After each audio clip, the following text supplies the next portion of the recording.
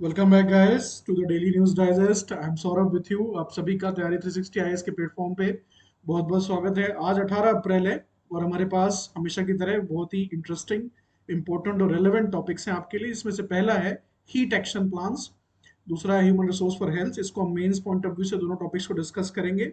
फिर है the great Indian bustard, space facility and the Chinese economic growth which are important from prelims point of view. Let's jump into our class. Heat action plans आज हमारा topic है because there is a detailed article has been published on the Hindu today 18th of April about India's heat action plans. तो heat action plans हैं क्या? Context है heat waves का, और heat waves को डील करने के लिए, उनके अडॉप्ट करने के लिए इंडियन सोसाइटी के लिए हम क्या कर रहे हैं और क्या डेटा कह रहा है हमें। How many deaths have been taken place, mortality rate क्या है बेसिकली हीट वेव की वजह से। ये सारी चीजें आज हम इसके ऊपर बात करेंगे। तो हीट वेव है क्या, क्या क्लासिफिकेशन क्राइटेरिया है, उसके बाद हम बात करेंगे कि क्या सिचुएशन है देश में हीट वेव की। Then we will talk about कि हाउ इंडियन स्टेट्स और authorities, organisations are trying to deal with this problem of heat wave. तो हीट एक्शन प्लान उसका एक सोल्यूशन है हीट वेव से डील करने के लिए, जिसके ऊपर डिटेल में डिस्कशन होगा। Now first of all, what is heat wave? So heat wave general अगर मैं आपको डेफिनेशन दूं, so basically prolonged period of time where the temperature is beyond usual और नॉर्मल टेम्परेचर से। अगर लंबे समय तक, बहुत दिनों तक, बहुत समय तक अगर टेम्परेचर नॉर्मल टेम्परेचर से ज्यादा है तो हम कहते हैं हीट वेव एग्जिस्ट करती है। लेकिन इसका एक टेक्निकल क्राइटेरिया है जो कि आपसे एग्जाम में पूछा जाएगा, जो कि आपके सामने लिखा हुआ है। तो बेसिकली दो मेथड है, डिपार्चर फ्रॉम नॉर्मल के बेसिस पे और based on actual maximum temperature के बेसिस पे, जो इंडियन मेट्रोलॉजिकल डिपार्टमेंट है आईएमडी, वो डिक्लेयर करता है देश में हीट वेव। तो हीट वेव डिपार्चर अगर आप देखें 4.5 डिग्री से 6.4 डिग्री, अगर जो नॉर्मल टेम्परेचर है उससे डिपार्चर इतना हो रहा है तो हम कहते हैं हीट वेव एग्जिस्ट करती है। अगर 6.4 से ज्यादा डिपार्चर है तो हम कहेंगे सीवियर हीट वेव एग्जिस्ट करती है। एक्चुअल मैक्सिमम टेम्परेचर पे अगर maximum temperature is equal to और मोर देन 45 तो कहते हैं हीट वेव है। अगर 47 से ज्यादा हो गई तो हम कहते हैं मैक्सिमम टेम्परेचर के बेसिस पे कि सीवियर हीट वेव है। कोस्टल स्टेशन के लिए और हिल स्टेशन के लिए डिफरेंट क्राइटेरियाज हैं। तो मैक्सिमम टेम्परेचर डिपार्चर नॉर्मल से 4.50 तो हम कहते हैं हीट वेव है कोस्टल स्टेशन में। और heat wave considered only when actual maximum temperature is 40 degree और मोर फॉर प्लेन्स, 30 डिग्री और मोर फॉर हिली रीजन्स, 37 और मोर फॉर कोस्टल स्टेशन। तो डिपेंडिंग ऑन कि आपका एग्जामिनर आपसे क्या पूछ रहा है, क्या एग्जैक्ट वर्ड कीवर्ड वो इस्तेमाल कर रहे हैं, उसके बेसिस पे आप आंसर देंगे कि हीट वेव को कैसे, किस बेसिस पे डिक्लेयर किया जाता है। नाउ अगर आप सिचुएशन देखें हीट वेव की इंडिया में, तो जो एबनॉर्मली हाई टेम्परेचर्स होते हैं मोस्टली इंडिया में, समर जो मंथ है अप्रैल मई एंड जून वहां पे होते हैं। तो आप सिचुएशन अगर आप देखें लॉन्ग टर्म डेटा के बेसिस पे, या आईएमडी का डेटा है, तो अप्रैल में ये आप देख सकते हो, अप्रैल के महीने में जो अभी भी चल रहा है, ये पुराना डेटा है लेकिन एक एवरेज निकाला गया है कि क्या सिचुएशन है। The more we move on this scale, on this direction, it means more heat wave situation persist. तो यहाँ पे आप देख सकते हो ये सबसे ज्यादा हीटेड एरिया है, और ये पूरा जो एक एरिया बन रहा है यहाँ पे भी काफी ज्यादा टेम्परेचर हाई होता है। और जैसे जैसे अब मई चढ़ता जाएगा तो आप देख रहे हैं कि ये जो कलर कोडिंग है ये और ज्यादा डार्क होती जाएगी। सो बेसिकली मई का जो महीना है वो काफी ज्यादा इंपॉर्टेंट हो जाता है जब हम हीट वेव के बारे में बातें करते हैं। हीट वेव की सिर्फ इंडिया में सिचुएशन नहीं हो रही है, basically it is related to climate change.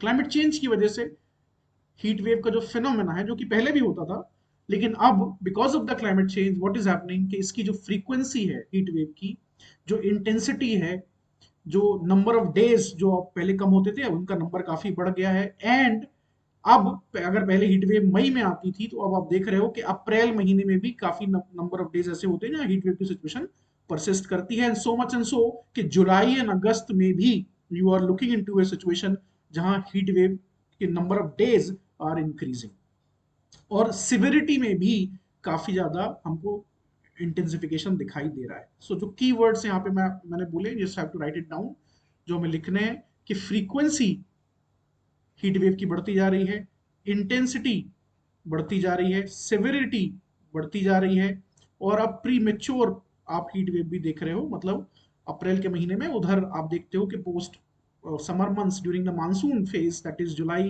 And August also, जो हीट वेव के एक्सटेंशन है वहां तक हमें देखने को मिल रहा है। This is happening seriously because of the climate change. Climate change की वजह से प्री इंडस्ट्रियल जो एनुअल मीन टेम्परेचर होता था उससे काफी ज्यादा डिपार्चर दिखाई दे रहा है। As per the intergovernmental panel of climate change IPCC की 6th असेसमेंट रिपोर्ट कह रही है कि जो मीन टेम्परेचर है वो 1.11 डिग्री सेंटीग्रेड बढ़ गया है compare to pre industrial levels. तो एक सीरियस क्राइसिस हमारे सामने डेवलप हो रहा है। और हीट वेव इंडिया में वैसे भी हम मानसून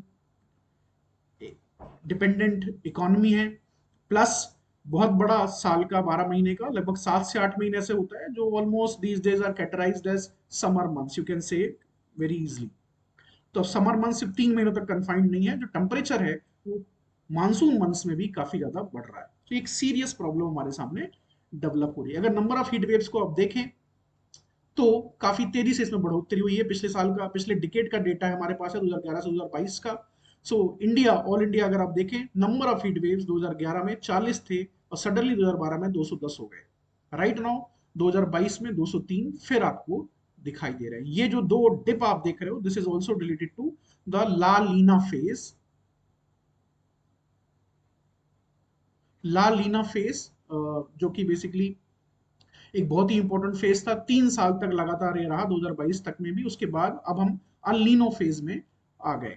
तो basically this is about the change in temperature of the sea water basically in the central and eastern Pacific ocean. तो पैसिफिक ओशन में कुछ कंडीशन डेवलप होती है जिसके बारे में हम कभी बात करेंगे, लालिना और अल्लीनो के बारे में। तो बेसिकली लालिना फेज की वजह से आप देख रहे हो बहुत बड़ा इफेक्ट इसके ऊपर पड़ा था कि हीट वेव डेज कम हो गए थे और 2020 में कोविड भी था। So that day also pollution का नंबर काफी गिर गया था। So lot of abnormalities were there. लेकिन आप देख रहे हो 2019 में 174 था नंबर और अभी 203 है 2022 के अंदर, और it is increasing. Extreme heat wave is posing unprecedented challenges to health and productivity in India. तो हेल्थ और प्रोडक्टिविटी के ऊपर सीरियस क्राइसिस एक डेवलप होता हमें दिखाई दे रहा है। जो ओवरऑल हेल्थ है उसके ऊपर इसका इम्पैक्ट बहुत नेगेटिव होता है और प्रोडक्टिविटी, वर्कर प्रोडक्टिविटी के ऊपर बहुत बड़ा इंपैक्ट होता है। आप जानते हैं कि इंडिया में मैक्सिमम जो वर्क फोर्स है वो इनफॉर्मल सेक्टर में डिप्लॉयड है। So for example those who are in construction work, ठेला वाला, रेडी वाला, basically those who are outside homes and factories, वहां पे आप देख रहे हो कि प्रोडक्टिविटी के ऊपर काफी बड़ा इंपैक्ट पड़ेगा। Heat waves, prolong period of extreme heat have increase in frequency because of the climate change. मैंने इसके ऊपर बात की। लैंडमार्क जो हीट वेव्स थे 1998, 2000, 2010, 15 और 22 have led to large death tolls as per the government estimates. ये जो 5 साल आपको दिखाई दे रहे हैं, these are basically the landmark heat waves events. Extensive economic damage हुआ है क्योंकि लोअर प्रोडक्टिविटी काफी कम हो गई। हमारी वाटर अवेलेबिलिटी के ऊपर इसका इम्पैक्ट पड़ा है, एग्रीकल्चर के ऊपर इम्पैक्ट पड़ा है और एनर्जी सिस्टम्स के ऊपर भी इम्पैक्ट पड़ा है क्योंकि डिमांड आपकी कूलिंग की बढ़ जाती है जब भी हीट वेव की सिचुएशन होती है। सो ग्रिड के ऊपर भी उसका इफेक्ट पड़ता है। वाटर अवेलेबिलिटी बहुत ही सीरियस क्राइसिस है। हमने देखा पिछले वीक्स में कि बेंगलुरु में क्या सिचुएशन है, वाटर स्ट्रेस की सिचुएशन है, पोर्टेबल वाटर लोगों को नहीं मिल रहा है। So there is a serious crisis which is developing and there are multiple factors जो कि अमालगमेट हो रहे हैं एक पर्टिकुलर पॉइंट पे, जिसमें वाटर स्ट्रेस भी है, क्लाइमेट चेंज भी है, हीट वेव भी है और भी जो सीरियस हजार्ड्स एक्सट्रीम इवेंट्स हो रहे हैं, चाहे वो ड्राउट हो या फिर वो बुश फायर या वाइल्ड फायर हो या फिर वो मरीन हीट वेव हो। ये सारे जो वेरिएबल्स हैं ये एक पॉइंट पे अमालगमेट हो रहे हैं जिसकी वजह से इसका जो इम्पैक्ट है और भी तेजी से निकल के आ रहा है। तो हम क्या कर रहे हैं इसे डील करने के लिए? गवर्नमेंट ऑर्गेनाइजेशंस, स्टेट, म्युनिसिपैलिटीज सभी मिलके हीट एक्शन प्लान्स बना रहे हैं ताकि हम अडॉप्ट कर सकें, ताकि हम मिटिगेट कर सकें इसको और बेसिकली अपनी सोसाइटी को रिजिलियंट बना सकें। रिजिलियंट का मतलब क्या होता है कि एबिलिटी टू बाउंस बैक। अगर कोई हजार्ड हो जाता है, सीरियस क्राइसिस हो जाता है तो उसके बाद कितनी जल्दी जो आम जिंदगी है वो पटरी पे आ जाती है, उसको हम रिजिलियंस कहते हैं। अडॉप्शन मीन्स कि आप अडॉप्ट कर लेते हो, कुछ आप बेसिक चेंजेस कर लेते हो अपनी हैबिट्स में, अपने सिस्टम्स में, अपनी एडमिनिस्ट्रेटिव प्रैक्टिसेस में। इसको हम अडॉप्टेशन कहते हैं in case of disaster management. तो ये एक डिजास्टर मैनेजमेंट के पॉइंट ऑफ व्यू से बहुत इंपॉर्टेंट है। Now these are the guidance documents prepared by state governments, district government and city governments to help prepare, respond, recover and learn from heat waves. Most important function इनका क्या होता है इन plans का कि भाई जब हीट वेव की situation होगी तो जो हेल्थ केयर फैसिलिटीज हैं, हमारे पास वैसे भी हेल्थ केयर फैसिलिटीज यूनिवर्सल नहीं है, क्वालिटी वाइज पे भी उस पर भी काफी इश्यूज हैं। आगे हम बात करेंगे, जो सेकंड टॉपिक है हेल्थ केयर रिलेटेड ही है। तो काफी स्केर्स हेल्थ केयर फैसिलिटीज हमारे पास हैं, number of beds are also very limited in government hospitals, number of doctors etcetera. तो ये जो फैसिलिटी हमारे पास है, जो रिसोर्स हमारे पास काफी कम है, उसको कितना हम जुडिशियसली डिप्लॉय कर सकते हैं to deal with the crisis. Financial पैसे की किल्लत होती है गवर्नमेंट के पास हमेशा। इंफॉर्मेशन एंड इंफ्रास्ट्रक्चरल रिसोर्सेज, इन सारे रिसोर्सेज को कितने बढ़िया तरीके से हम जुडिशली इसको यूज कर सकते हैं, ताकि जो मोस्ट वनरेबल पॉपुलेशन है हमारी, जो हीट वेव्स के लिए सबसे ज्यादा वनरेबल है, उनको हम प्रोटेक्ट कर सके। They regularly include a heat wave warning system, ये जो इसके कंपोनेंट है इसके बारे में डिटेल में हम बात करेंगे। तो इस प्लान के अंदर एक हीट वेव वार्निंग सिस्टम होता है। Early warning system is very important disaster management में।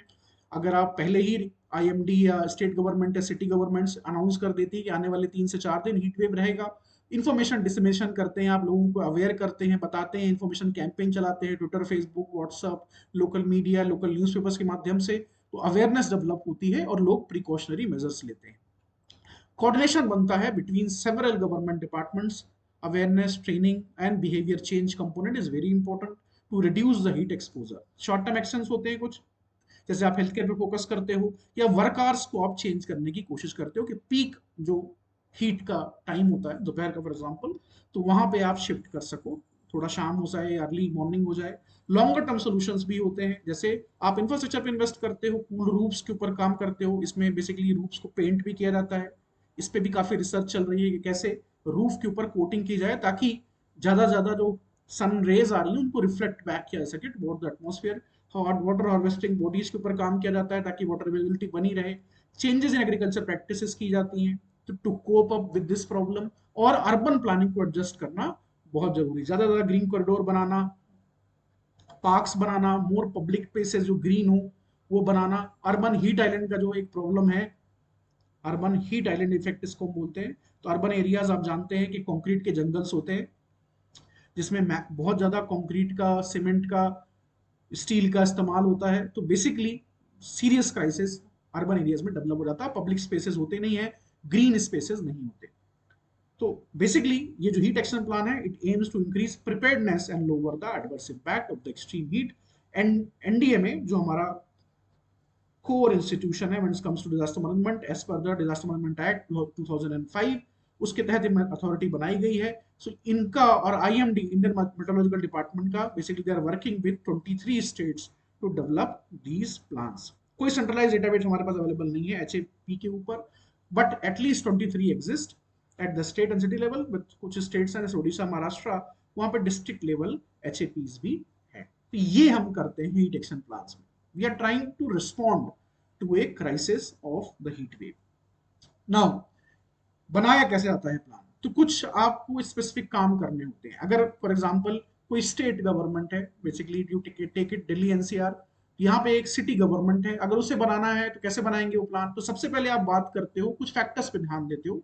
सबसे पहले आप देखते हो कि डेमोग्राफी क्या है, आपके कितनी पॉपुलेशन है, पॉपुलेशन की डेमोग्राफिक डिटेल्स क्या है, age, sex, areas, rural, urban, ये सारी चीजें देखी जाती हैं। कौन सी वल्नरेबल जो पॉपुलेशन है उनके ऊपर फोकस ताकि किया जा सके। फिर आप हजार्ड प्रोफाइल बनाते हो अपनी, हजार्ड प्रोफाइल। इस प्रोफाइल में क्या होता है? इसमें बेसिकली क्लाइमेटिक कंडीशंस आपके एरिया की क्या है, फिर लेवल ऑफ अर्बनाइजेशन कितना है आपके एरिया में, फिर हम बात करते हैं कौन से थर्मल हॉटस्पॉट है जहां काफी ज्यादा पॉसिबिलिटी हो सकती है हीट वेव की। फिर आप देखते हो कि वाटर अवेलेबिलिटी कितनी है। फिर आप वार्ड लेवल पे भी चाहते हो कि वल्नरेबिलिटी हम एड्रेस कर सके। पॉपुलेशन एरियाज कहाँ डेंसली पॉपुलेटेड है वो भी आप देखते हो। और जनरली जो गवर्नमेंट्स और सिटी गवर्नमेंट्स बनाते हैं प्लान, तो वो देखते हैं कि पहले की हिस्ट्री क्या है, बेसिकली कितनी हीट वेव की फ्रीक्वेंसी रही है, क्या बेस्ट प्रैक्टिसेस हैं जो हम सीख सकते हैं दूसरे स्टेट से, दूसरे इंस्टीट्यूशन से। ये सारी चीजें, ईयरली ट्रेंड्स वगैरह देखी जाती हैं। और वनरेबल एरियाज को मैप किया जाता है, less urbanise area, minimal excess water sanitation है, मिनिमल हाउस होल्ड अम्यूनिटीज हो, तो ये ज्यादा वनरेबल होते हैं। और जो ग्रुप्स हैं उसमें आप देख सकते हो, इकोनॉमिकली वीकर सेक्शन है, एल्डरली, चिल्ड्रन, वुमन है, working individual, construction worker, transport, sweeper, labourers, street hawkers, factory workers. और इसमें एक बहुत बड़ा जो कंपोनेंट है जो बार बार हर रिपोर्ट मिस करती है, that is the police also, particularly the traffic police. So they are basically dealing with a very severe situation. तो इन्फेंट चिल्ड्रन, ये जो सारे वल्नरेबल ग्रुप्स हैं, इनको ध्यान में रख के बेसिकली आप ये रिपोर्ट्स प्रिपेयर करते हो, जो प्लान से प्रिपेयर करते हो। बेनिफिट क्या होता है? बेनिफिट बहुत होते हैं। आप डेथ्स प्रिवेंट करना चाहते हो, हॉस्पिटलाइजेशन आप प्रिवेंट करना चाहते हो, जो आपका कमिटमेंट है constitutional, legal, ethical towards your citizen, उसको फुलफिल करना चाहते हो, इलनेस को आप कम करना चाहते हो, फ्यूचर रेडी बनाना चाहते हो सिटीज को, क्योंकि सिटीज इंडिया की particularly they are the centre of economic growth and opportunities. Climate resilient cities इसे हम बनाना चाहते हैं। हॉस्पिटल्स को आप बेटर प्रिपेयर करना चाहते हो, और इकोनॉमिक जो लॉसेस होते हैं, लेबर प्रोडक्टिविटी, जॉब डेज का लॉस हो गए, अपॉर्चुनिटी लॉस है, इनको आप कम करना चाहते हो। इस तरह से इनके बेनिफिट्स होते हैं हीट एक्शन प्लान के। नाउ जो कंपोनेंट है उसको डिटेल में हम बात करेंगे। सबसे पहले अर्ली वार्निंग सिस्टम, वो बहुत ज्यादा जरूरी है, ताकि आप इंस्टीट्यूशन अपने जो ह्यूमन रिसोर्स है उसको भी इन्फॉर्म कर सको, साथ ही साथ जो वल्नरेबल पॉपुलेशन है और ओवरऑल जो पॉपुलेशन है उसको आप इन्फॉर्म कर सको। पब्लिक अवेयरनेस कैंपेन चलाना बहुत बड़ा इसका एक कंपोनेंट है। कूलिंग सेंटर्स आइडेंटिफाई करना और उनको बनाना, जैसे लाइब्रेरीज हैं, कम्युनिटी सेंटर्स हैं, स्कूल्स हैं, जहां लोग रिलीफ ले सके हीट से। इमरजेंसी रिस्पॉन्स प्लान्स बनाना बहुत ज्यादा जरूरी होता है कि हीट स्ट्रोक हो रहा है लोगों को, पावर आउटेजेस भी हो जाती हैं कई बार, and that is far more detrimental. अगर लाइट नहीं है, हीट वेव की सिचुएशन में बहुत गर्मी है, क्राइसिस है, और there is a failure, power failure, तो और भी ज्यादा सिचुएशन खराब हो जाती है। इसलिए आपको पावर सेक्टर के जो आपके एम्प्लॉइज हैं, जो कंपनीज हैं, उनको मोबिलाइज करना होता है। वल्नरेबल पॉपुलेशन को आपको सपोर्ट करना होता है, उनकी अपनी भी अलग एक स्पेसिफिक हेल्थ केयर डिमांड्स होती है, उसको भी आपको फुलफिल करना होता है। Then you focus on green infrastructure, green space, other vegetation, क्योंकि नेचुरल कूलिंग प्रोवाइड करते हैं, शेड प्रोवाइड करते हैं। अर्बन प्लानिंग और डिजाइन के ऊपर काम करना, कूल रूफ मटेरियल्स, वेंटिलेशन, ये बहुत ही इंपॉर्टेंट है। Implementing heat smart building codes, collaboration coordination between various stake holders, government agencies, health care professionals, community organisation, emergency responders. Data collection बहुत ही इंपॉर्टेंट है, डेटा कलेक्शन करना related to heat related illness और modality को लेके, ताकि आप better prepare हो सको फ्यूचर के लिए भी, और जो बेस्ट प्रैक्टिसेस यहाँ से निकलती है उनको दूसरों से भी शेयर किया जाता है। Evolution or adaptation is ultimately the last thing that you keep in mind basically when you prepare the heat action plan. ये बहुत ही इंपॉर्टेंट कंपोनेंट है इसके।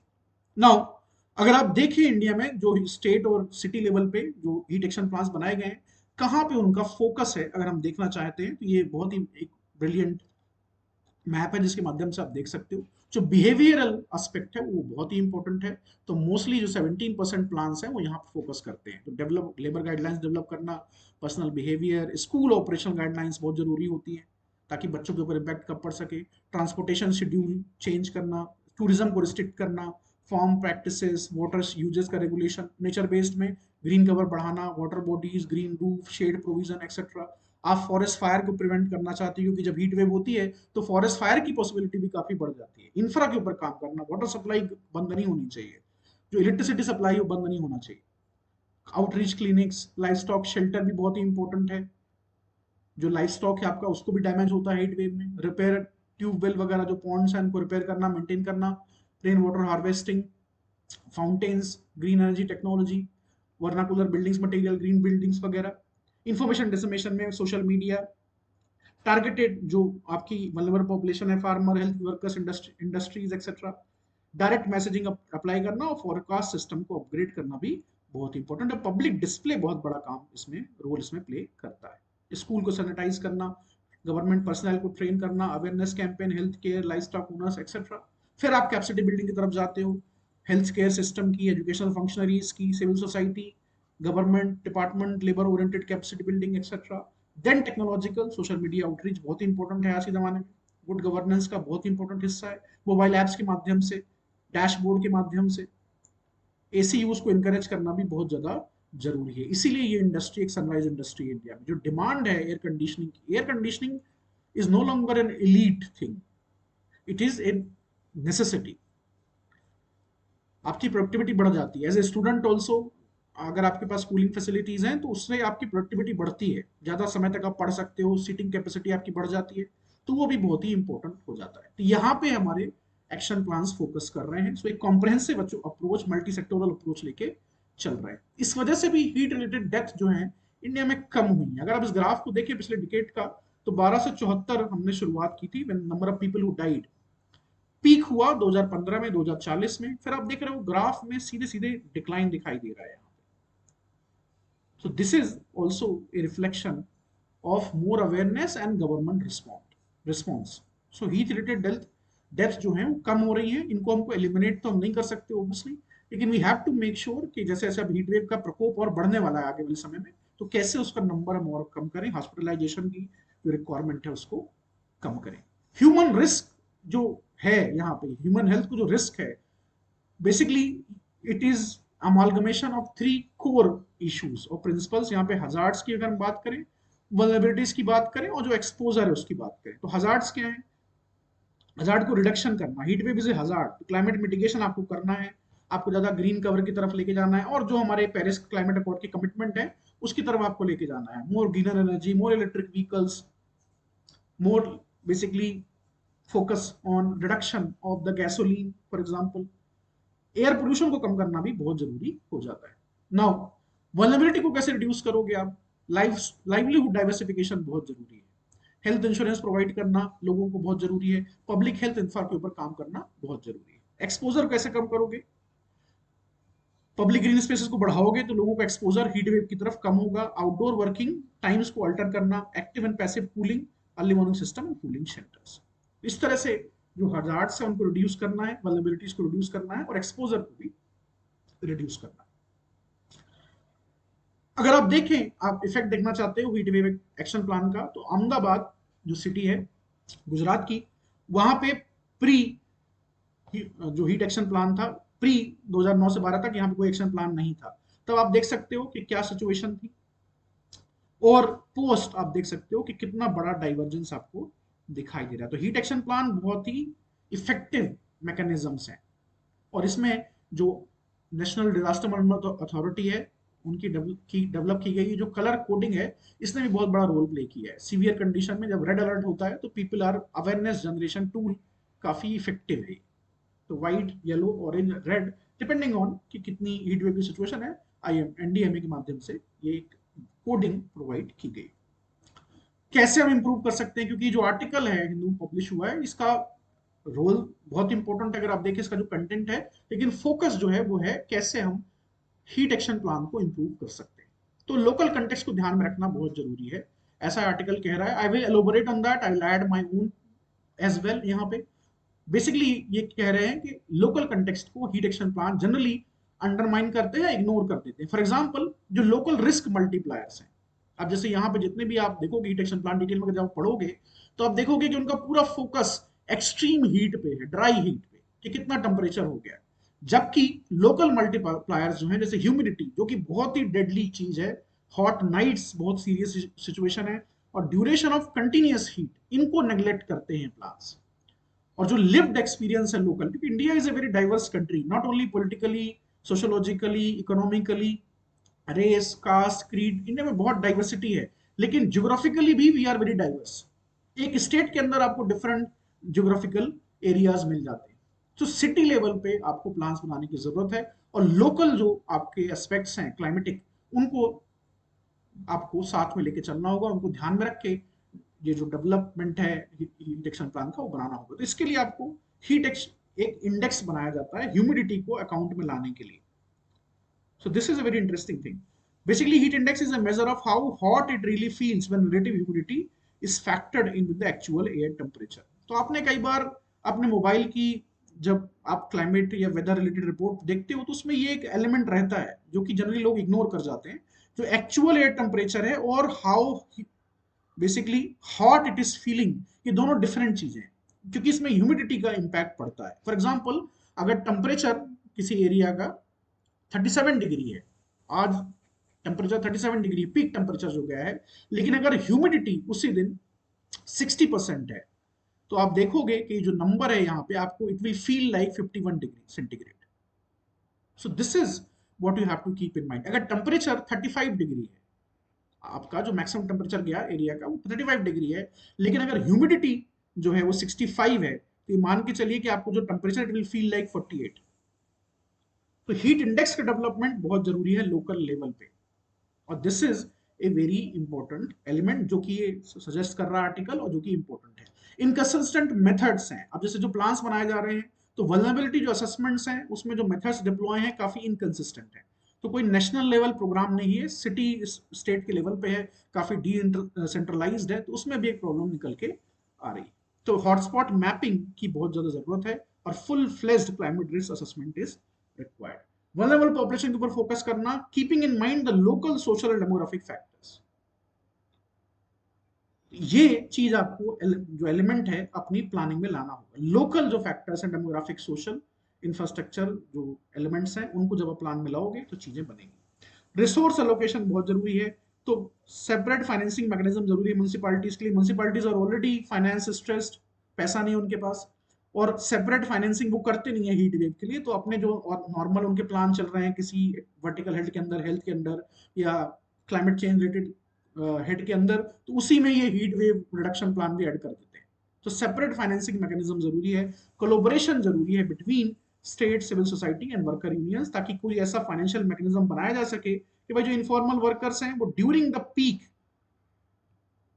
वो इंडोर्स रहें और उससे उनकी इनकम पे भी नुकसान ना हो। द इंडस्ट्री जो बेसिकली जो लोग हैं, जो एंटरप्रेन्योर्स हैं, जो इंडस्ट्री है, उनको भी नुकसान ना हो, वर्कर्स की भी हेल्थ को डैमेज ना हो। साइलोस ब्रेक करना बहुत जरूरी है ताकि आप अर्बन रिजिलियंस और क्लाइमेट अडॉप्टेशन को प्रमोट कर सकें। साइलोस बेसिकली आप जानते हैं कि इंडिया में सारी सिस्टम जो है वो साइलोस पे डिपेंडेंट है। सो हेल्थ डिपार्टमेंट अलग है, म्यूनसिपालिटी अलग है, एजुकेशन डिपार्टमेंट अलग है। तो इन सबको एक सतह पे लेके आना, इनको इंटीग्रेट करना, इनकी अप्रोच को, इनकी प्रोग्राम्स को, पॉलिसीज को, बहुत ज़्यादा जरूरी है। इसके अलावा लीगल फाउंडेशन कुछ भी नहीं है हीट एक्शन प्लान का। मतलब obviously there is plan which has been set up by states and city governments, लेकिन डायरेक्ट इनका रिलेशन नहीं है किसी भी लीगल एस्पेक्ट से। कोई लॉ नहीं है जिसके तहत ये बना रहे हैं। इसका मतलब ये नहीं कि इलीगल है, लेकिन डायरेक्ट कोरिलेशन बहुत जरूरी है ताकि इसकी जो इफिकेसी है उसके ऊपर हम काम कर सकें। तो डिजास्टर मैनेजमेंट और इन्वायरमेंटल गवर्नेंस रिलेटेड जो लॉज हैं उससे directly in heat action plan को लिंक करना जरूरी है। ट्रांसपेरेंसी नहीं है, कोई भी ये जो प्लान है अपडेट नहीं होते जनरली और लिस्टेड नहीं होते ऑनलाइन। तो जरूरी है कि एनडीएमए इसकी एक नेशनल रिपोजिटरी बनाए ताकि इंडिपेंडेंट, पब्लिकली एसेसिबल इवोल्यूशन किए जा सके। इसके अलावा कैपेसिटी बिल्डिंग जो है वो सेक्टोरली टारगेटेड है। तो की सेक्टर, हेल्थ, कंस्ट्रक्शन, स्कूल, यहाँ पे आप सेपरेटली टारगेट करते हो। अगर आप ट्रांसफॉर्मेशन चाहते हो तो क्रॉस कटिंग जो एक्टर्स हैं उनको साथ में लेके आना होगा। और मैकेनिज्म बनाना inter intra state sharing of knowledge and best practices, this is also very important. So इस तरह से 9 पॉइंट्स निकल के आते हैं। जब आप आंसर राइटिंग की तरफ जाओगे तो बहुत ही सुंदर एक आंसर बनेगा। This is for your GS paper 1 geography, GS paper 3 disaster management. Now the second topic is human resources for health. आज एक एडिटोरियल छपा है हिंदू में, missing colleges, poor doctor population ratio can not be set aside without better centre state ties. So basically ये article बात कर रहा है मदुरई, जो एम्स मदुरई है उसके ऊपर। सो एग्जाम्पल पे हमें नहीं जाना है। Basically this article is talking about कि कैसे जो सेंट्रल गवर्नमेंट है they are pushing very heavily कि नए नए कॉलेजेस बनाए जाएं एम्स को, और एम्स दिल्ली में जो एक इंस्टीट्यूशन था उसको पूरे देश में लेके जाया जा सके ताकि क्वालिटी हेल्थ केयर के लिए लोगों को लॉन्ग डिस्टेंस ट्रेवल ना करना पड़े। और this article is talking about the centre state dynamics, जो सेंटर स्टेट रिलेशंस हैं when it comes to health, क्योंकि हेल्थ एक स्टेट सब्जेक्ट है। हेल्थ एक स्टेट सब्जेक्ट है अंडर 7th शेड्यूल। तो ये कोलोब्रेशन भी सेंटर और स्टेट की भी जरूरी है, पर्टिकुलरली अगर जो स्टेट गवर्नमेंट है वो आपकी अपोजिशन रूल्ड है, अपोजिशन पार्टी उसको रूल कर रही है। हमारा फोकस जो होगा वो लार्जर इशू पे होगा, that is the human resources. Doctor population ratio India में काफी कम है, तो हम उसके ऊपर फोकस करेंगे। सरकार क्या कर रही है इसको लेके, इस पे फोकस करेंगे, और क्या किया जा सकता है इसके ऊपर हम फोकस करेंगे। इंडिया में जो हेल्थ वर्कफोर्स है वहाँ डाइवर्सिटी ऑफ प्रोवाइडर्स हैं, डिफरेंट डिलीवरी सर्विसेज हैं। एलोपैथी में अल्टरनेट सिस्टम्स हैं, आयुर्वेदा, होम्योपैथी, यूनानी, सिद्धा, तो आपने पढ़ रखा है इसके बारे में। आयुष सिस्टम, जिसमें A stand for Ayurveda, Y for yoga, तो यहाँ पे योगा नहीं है तो योगा इज ऑल्सो देयर। और दीज डेज काफी चर्चा में है ये जो अल्टरनेट सिस्टम्स ऑफ मेडिसिन है, because of the controversy of the Patanjali company, Baba Ramdev की जो कंपनी है। सुप्रीम कोर्ट में मुकदमा चल रहा है तो काफी ज्यादा उसको पब्लिसिटी मिल रही है, तो इस वजह से भी चर्चा में ये है। हेल्थ केयर इंडिया में हमारा जो टारगेट है कि यूनिवर्सल हेल्थ केयर हम प्रोवाइड करें अपने लोगों को। So we want to provide universal health care for our population. तो इसके लिए यूनिवर्सल हेल्थ कवरेज की बात होती है। नेशनल हेल्थ पॉलिसी है 2017 की, जो उसके लिए लाई गई थी। डिफरेंट नेशनल हेल्थ मिशन चल रहे हैं, अर्बन एरिया में अलग है, रूरल एरिया में अलग है। डिफरेंट स्कीम चल रही हैं हेल्थ इंश्योरेंस को लेके, जैसे प्रधानमंत्री जन आरोग्य योजना है, under this mission which the government of India has launched. Jan Arogya Yojana is very important. So different kind of missions are there, different kind of schemes are there to make sure कि जो universal health है, coverage है, उसको हम बढ़ा सकें और अपने लोगों को हम affordable, qualitative, accessible health care provide कर सकें। क्योंकि विदाउट प्रोवाइडिंग ऑल दिस, जो लाइफ एक्सपीरियंस है, डिग्निटी ऑफ लाइफ है, वो आप इंश्योर नहीं कर सकते। अफोर्डेबिलिटी होनी चाहिए, हेल्थ केयर बहुत एक्सपेंसिव नहीं होना चाहिए, क्वालिटेटिव होनी चाहिए, क्वालिटी होनी चाहिए हेल्थ केयर में, और एक्सेसिबल भी होनी चाहिए। Because of any social economic reason ऐसा ना हो कि उनको एक्सेसिबिलिटी ना हो। या जैसे फॉर एग्जांपल, मैंने आपको एग्जांपल दिया कि अगर आपको पहले, आज से 15 साल पहले एम्स जाना है तो आपको दिल्ली आना पड़ता होता, आप देश में कहीं भी रह रहे होते, doesn't matter. Affordability, qualitative health care and accessible health care, ये टारगेट्स हैं, ताकि जो सस्टेनेबल डेवलपमेंट गोल है हेल्थ केयर रिलेटेड, वो हम अचीव कर सकें। ये हमारा कॉन्स्टिट्यूशनल ऑब्लिगेशन भी है, ये हमारा लीगल ऑब्लिगेशन भी। हमारा means the state, the government of India and the government of the states, और इथिकल ऑब्लिगेशन भी। इंडिया में डॉक्टर पॉपुलेशन रेशियो, एक डॉक्टर है 1456 लोगों के बीच में। ग्लोबल स्टैंडर्ड्स है कि भाई 1000 लोगों में एक डॉक्टर होना चाहिए। अब इसके बारे में आपको मल्टीपल रिपोर्ट्स मिलेंगी। कुछ जगहों पे कहा गया है कि भाई एक डॉक्टर के पीछे 1834, ये हमारा नंबर है, नॉट 1834, सॉरी 834, सॉरी 834 लोगों पे एक डॉक्टर है। ये ऐसी आपको रिपोर्ट्स मिलेंगी, लेकिन don't confuse with that, because उसमें एलोपैथी के जो डॉक्टर्स हैं और जो अल्टरनेटिव सिस्टम ऑफ मेडिसिन हैं, ये जो मैंने आपको बताया आयुष, इनके डॉक्टर्स को मिला के हम नंबर बताते हैं कि 834 लोगों में एक डॉक्टर है। लेकिन ऐसा नहीं है, एलोपैथी बस को अगर आप माने तो number are very different. In addition there is a huge skew in distribution of doctors. जो ज्योग्राफिकल इनइक्वालिटी है वो यहाँ पे आपको दिखाई देगी। अर्बन और रूरल एरियाज में डॉक्टर की अवेलेबिलिटी काफी कम, डिफरेंट है, डिफरेंशियल काफी ज्यादा है।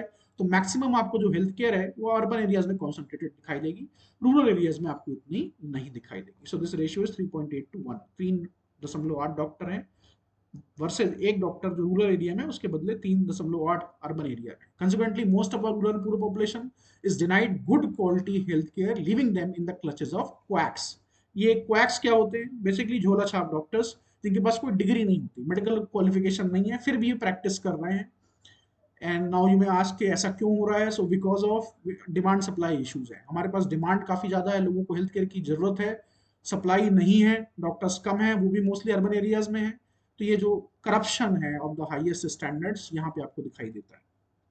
ये लोग मेडिसिन प्रिस्क्राइब भी करते हैं और काफी पैसे भी कमाते हैं, but this is very illegal, unethical work. So ये रिपोर्ट भी कह रही है कि 57.3% currently practising allopathic medicine does not have a medical qualification. Suboptimal quality है। ट्रेनिंग इंस्टीट्यूशंस जो हैं इंडिया में काफी मशरूम्ड हो गए हैं, लेकिन क्वालिटी जो प्रोवाइड करते हैं ट्रेनिंग की काफी कम है। लिमिटेड कैरियर प्रोस्पेक्ट है यहाँ पे मेडिकल हेल्थ केयर जो रिसोर्सेज हैं, human resource. I am not talking only about doctors, हम नर्सेज की भी बात कर रहे हैं, हम एलाइड हेल्थ प्रोफेशनल्स की भी बात कर रहे हैं। तो पुअर वर्किंग कंडीशंस हैं, करियर प्रोस्पेक्ट लिमिटेड है प्राइवेट सेक्टर में पर्टिकुलरली, और शॉर्टेज है इंडिया में बहुत ज्यादा स्किल्ड नर्सेज की। अलाइड हेल्थ प्रोफेशनल्स जो है, medical tab lab technicians, optometrist, radiologist, ये भी काफी, इनकी भी काफी ज्यादा शॉर्टेज है। तो सिर्फ डॉक्टर्स की बात नहीं हो रही यहाँ पे, कंबाइंड हेल्थ प्रोफेशनल्स की बात हो रही है। और इंडिया में एक बहुत ही स्पेसिफिक प्रॉब्लम भी है कि इंडिया में स्पेशलिस्ट का नंबर काफी कम है ऑल ओवर द कंट्री। ऐसे माना जाता है कि 0.5 मिलियन एडिशनल स्पेशलिस्ट की जरूरत है इंडिया में, लगभग 5 लाख। ऐसा क्यों हो रहा है? क्योंकि regulatory system has failed to ensure adequate availability and quality of health care professionals. तो ये एक सीरियस क्राइसिस है, डिस्पाइट ऑफ द फैक्ट कि गवर्नमेंट ऑफ इंडिया हॉस्पिटल्स बना रही है। एक इनकी स्कीम थी जो उन्होंने लॉन्च की थी काफी समय पहले, 2003 में ये स्कीम लॉन्च हुई थी, जो कि आर्टिकल भी बात कर रहा है, प्रधानमंत्री स्वास्थ्य सुरक्षा योजना।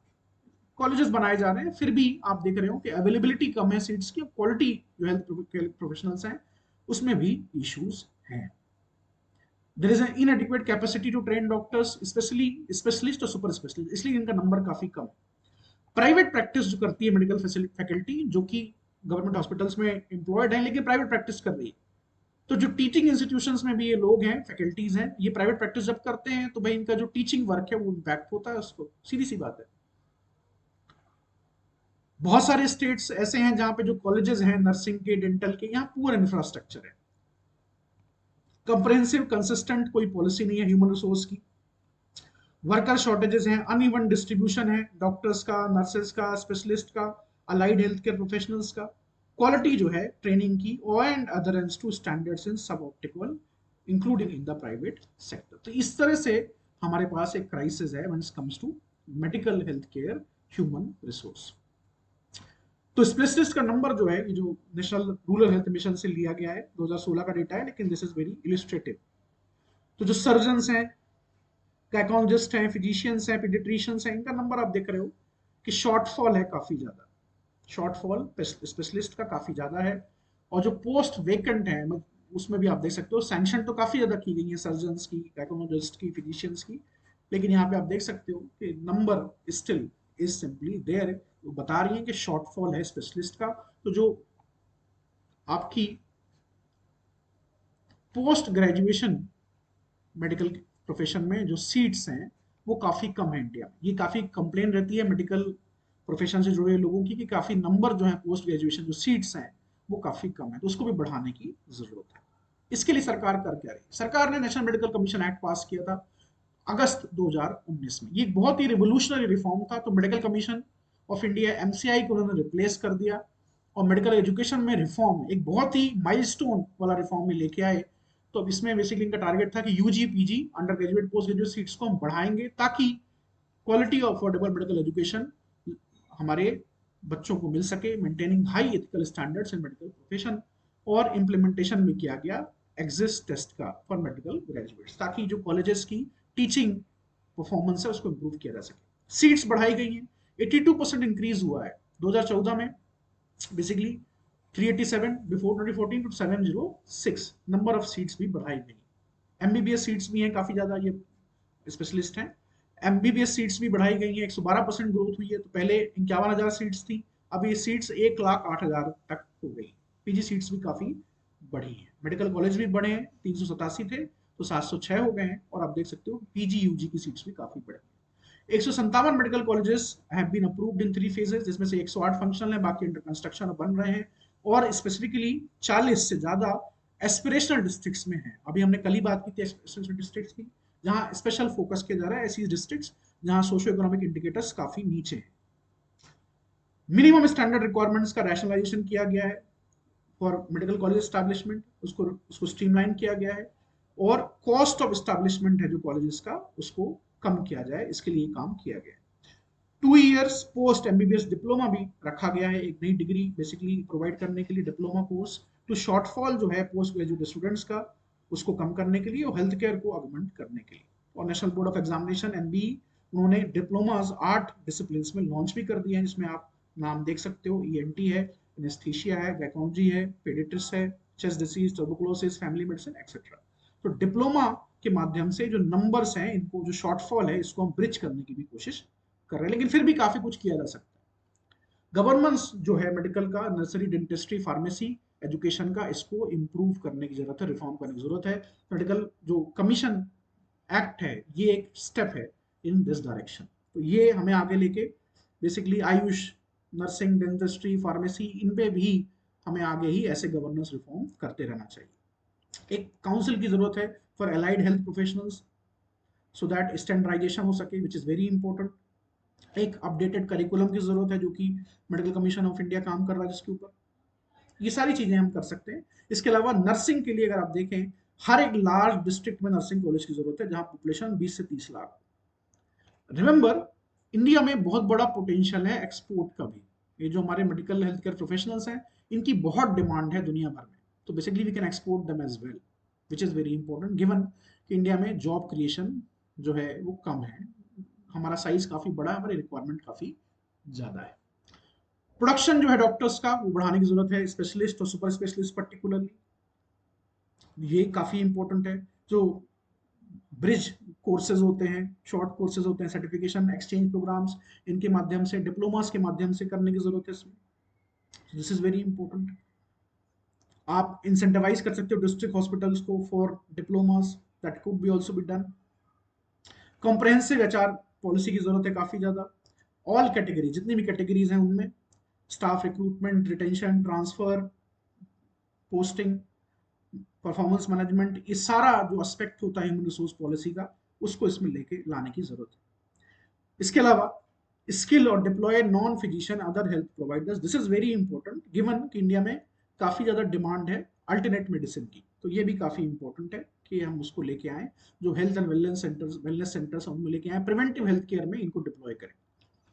डाटा जनरेट करना ह्यूमन रिसोर्स के ऊपर बहुत ज्यादा जरूरी है, that is also very important. Comprehensive real time data होना चाहिए ताकि हम फोरकास्ट कर सकें, अपनी प्रोडक्शन कैपेसिटी को मैच कर सकें रिक्वायरमेंट के हिसाब से। और आजकल ये पॉसिबल भी है because of digitalization. Private sector को इंगेज करना for skilling, that is also very important, और ट्रेनिंग द ह्यूमन रिसोर्स। तो पैरामेडिकल जो स्टाफ होता है, नर्सिंग स्टाफ है, टेक्नीशियंस हैं, इनको काफी हम माध्यम से इनको स्किल कर सकते हैं। और जो नेशनल स्किल डेवलपमेंट कॉर्पोरेशन की health care sector skill council है, उसको भी इसमें इंगेज कर सकते हैं। So all in all, these are the steps you need to improve the human resources in medical healthcare situation in India. This is for GS paper 2 health. और ये बहुत ही इंपॉर्टेंट है अगर आप अपने हेल्थ रिलेटेड जो टारगेट्स हैं उनको अचीव करना चाहते हैं। Now prelims news, the great Indian bustard news में है। There is an article which has been published, I will talk about that in detail someday main section में, लेकिन आज हम बात करेंगे ग्रेट इंडियन बस्टर्ड की। ये एक बहुत ही इंपॉर्टेंट बर्ड है, लार्ज बर्ड है, measuring around 90 to 120 centimetre in length, और इसका जो वेट है 10 से 15 किलोग्राम होता है। This is found in semi arid and grassland habitat across India, Pakistan, Nepal. India में अगर हम बात करें तो स्टेट्स लाइक राजस्थान, जहाँ की स्टेट बर्ड है, गुजरात, मध्य प्रदेश, महाराष्ट्र एंड कर्नाटका, ये वो रीजन्स हैं जहाँ पे ये बर्ड आपको मिलती है। लेकिन काफी प्रॉब्लम्स हो रही हैं, थ्रेट्स हैं, हैबिटेट लॉस हो रहा है, इनका फ्रेगमेंटेशन हो रहा है, प्राइमरी एग्रीकल्चर एक्सपेंशन की वजह से भी, ग्रेजिंग प्रेशर की वजह से भी, ह्यूमन डेवलपमेंट की भी वजह से। बिहेवियर और डाइट क्या होता है, basically they are omnivores. Conservation status, this is important, critically endangered है एज पर IUCN, ये आपसे पूछा जाएगा। थ्रेट्स मैंने आपको बताया, degradation, habitat loss, poaching, poaching भी काफी ज्यादा इनकी होती है क्योंकि काफी डिमांड होती है। कंजर्वेशन एफर्ट्स भी किए जा रहे हैं गवर्नमेंट ऑफ इंडिया की तरफ से, habitat restoration, establishment of protected areas, community based conservation initiatives etcetera, और लीगल प्रोटेक्शन भी दिया गया है। वाइल्ड लाइफ प्रोटेक्शन एक्ट 1972, इसके शेड्यूल 1 में ये बर्ड लिस्टेड है। So this is a crime to hunt it down. तो ये आपसे प्रीलिम्स से पूछा जा सकता है। इसके अलावा स्पेस फैसिलिटी, ये एक premier testing evolution hub Indian navy के लिए DRDO ने सेटअप किया है केरला के अंदर। तो submersible platform for acoustic characterization and evolution space facility, ये है क्या, बेसिकली सोनार सिस्टम के लिए, जो कि एक बहुत ही इंपॉर्टेंट सिस्टम है किसी भी नेवी के लिए। Basically sonars are the eyes and ears when it comes to sea based navigation, under sea navigation particularly. जो सबमरीन्स हैं, जो आपकी शिप्स हैं, उनके लिए एब्सोल्युटली क्रिटिकल होता है। इंडिया में अगर आप देखें तो पिछले एक डिकेड में जिन एरियाज में काफी ज्यादा काम हुआ है when it comes to defence, उनमें एक है सोनार टेक्नोलॉजी, जिसके ऊपर ये फैसिलिटी बनाई गई है। इसके अलावा एयर डिफेंस के ऊपर काफी ज्यादा काम हुआ है। ये बहुत क्रिटिकल एस्पेक्ट है हमारी मिलिट्री के लिए, हमारे डिफेंस के लिए। आपने देखा कि कैसे ईरान द्वारा लॉन्च की गई सारी cruise missile, ballistic missiles, most of the drones Israel ने इंटरसेप्ट कर लिए। क्यों? क्योंकि एयर डिफेंस काफी बढ़िया है।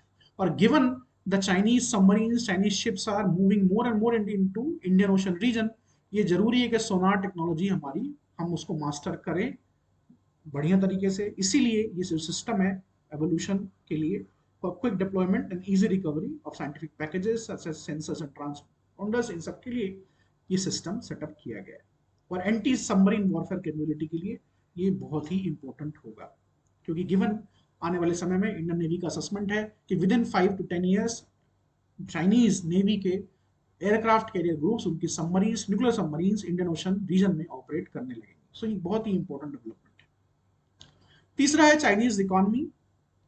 तो चाइना में जो ग्रोथ आया है नंबर इस फाइनेंशियल ईयर के पहले क्वार्टर का, अब उनका फाइनेंशियल ईयर जो होता है जनवरी से दिसंबर होता है, तो अभी अप्रैल चल रहा है, तो जनवरी फरवरी और मार्च, इन 3 महीनों का डेटा हमारे पास आ गया। ऐसा कहा जा रहा था, बहुत एस्टिमेट था कि भाई चाइनीज इकोनॉमी की ग्रोथ गिरेगी, बढ़ेगी नहीं, क्योंकि काफी ज्यादा क्राइसिस है, रियल एस्टेट का क्राइसिस है, कोविड जो लॉकडाउन उन्होंने 2022-23 में लगाया था उससे भी इकोनॉमी एक तरह से रिकवर नहीं कर पाई है फुली, लेकिन चाइना ने बीट कर दिया फोरकास्ट को।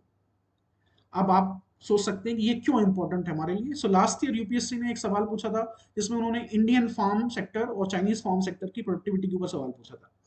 तो comparison is very important. India is also very integrated with the world economy. हमारी ओवरऑल ट्रेड जो है, अगर आप देखें गुड्स एंड सर्विसेज मिला के, तो 750 बिलियन है, जो मर्चेंटाइज एक्सपोर्ट इंपोर्ट होता है, सर्विसेज एक्सपोर्ट इंपोर्ट होता है। And we import a lot of from China. तो चाइना से हमारा जो ट्रेड डिफिसिट है वो $100 बिलियन प्लस है, और दुनिया की सेकंड लार्जेस्ट इकोनॉमी है चाइना। इसलिए जो भी चाइना में हो रहा है उसका इफेक्ट इम्पैक्ट इंडिया के ऊपर भी पड़ेगा। अगर चाइना का इकोनॉमी ग्रोथ काफी बढ़िया हो रही है, so this is also positive for India and rest of the world. जब वहां रिसेशन होगा तो भाई प्रॉब्लम्स क्रिएट होंगी। तो एक्सपोर्ट्स की वजह से ये ग्रोथ हुई है। कैपेक्स, कैपिटल एक्सपेंडिचर किया जा रहा है गवर्नमेंट ऑफ चाइना की तरफ से इंडस्ट्रीज में, जो सनराइज इंडस्ट्रीज हैं, जो टेक्नोलॉजिकल जो लैडर है उसमें ऊपर वाली इंडस्ट्रीज, जैसे इलेक्ट्रिक व्हीकल्स हो गए, सोलर सिस्टम्स हो गए, यहाँ पे चाइना की जो कैपेसिटी है मैन्युफैक्चरिंग की वो बहुत ही ज्यादा मैसिव है। सो मच एंड सो कि दुनिया की सबसे बड़ी electric car maker company Tesla को बीट कर दिया है BYD, जो चाइनीज कंपनी है। अगर आप देखें तो एक्सपोर्ट्स नंबर्स और जो डेटा निकल के हमारे सामने आ रहा है, तो वहां पे दिखाई दे रहा है कि चाइनीज इकोनॉमी हैज रीबाउंड एक तरीके से। हालांकि ये बात भी कही जाती है कि चाइना एक टोटलिटेरियन स्टेट है, तो वहाँ जो नंबर्स हैं फज किए जा सकते हैं, लेकिन ये एक्विजिशन सबके लिए होता है, इंडिया के लिए भी ये चीज कही जाती है। So this is not to be seen much. तो फिक्स्ड असेसमेंट जो है 4.5 ग्रो की है, और उनका जो मैसिव इन्वेस्टमेंट है कैपेक्स में, अभी भी वो पैसा खर्च करे जा रहे हैं, रोड्स बना रहे हैं, हाईवेज बना रहे हैं, एयरपोर्ट्स बना रहे हैं, वाटर पोर्ट्स बना रहे हैं, मैसिव मैसिव इन्वेस्टमेंट कर रहे हैं। कैपिटल एक्सपेंडिचर जो उनका है काफी ज्यादा इफेक्टिव है आज भी, और ऐसी ऐसी ग्रोथ के ड्राइवर्स ढूंढ रहे हैं जो टेक्नोलॉजिकली, अगर आप देखें लैडर में, तो basically they are targeting the upper segment of the industries. तो वहां पे यूरोपियन और अमेरिकन कंपनीज के लिए एक बहुत बड़ा थ्रेट भी है ये एक तरीके से।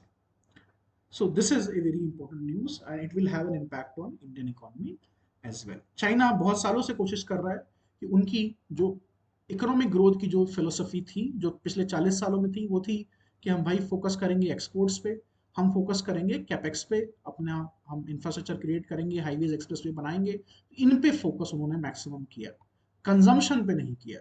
कंजम्पशन, उनकी जो पॉपुलेशन है वो भी 1 बिलियन प्लस है, लेकिन वो कंज्यूम कम करती है गुड्स एंड सर्विसेज। पूरा फोकस एक्सपोर्ट्स और कैपेक्स पे है। इसीलिए जरूरी है कंजम्पशन को बढ़ाया जाए, ताकि जो ग्रोथ है वो सस्टेनेबल रहे। तो Chinese are trying very hard to move from exports and capex to consumption, लेकिन ये इतना इजी नहीं रहा कभी भी किसी के लिए। तो देखना होगा कि चाइना कैसे इसको डील करता है। रिकवरी हुई है प्रॉपर्टी सेक्टर में भी, so this is a positive news as well. That's all for today's class. I hope all of you enjoyed the class, and I'll meet you again tomorrow. Thank you for giving me your time.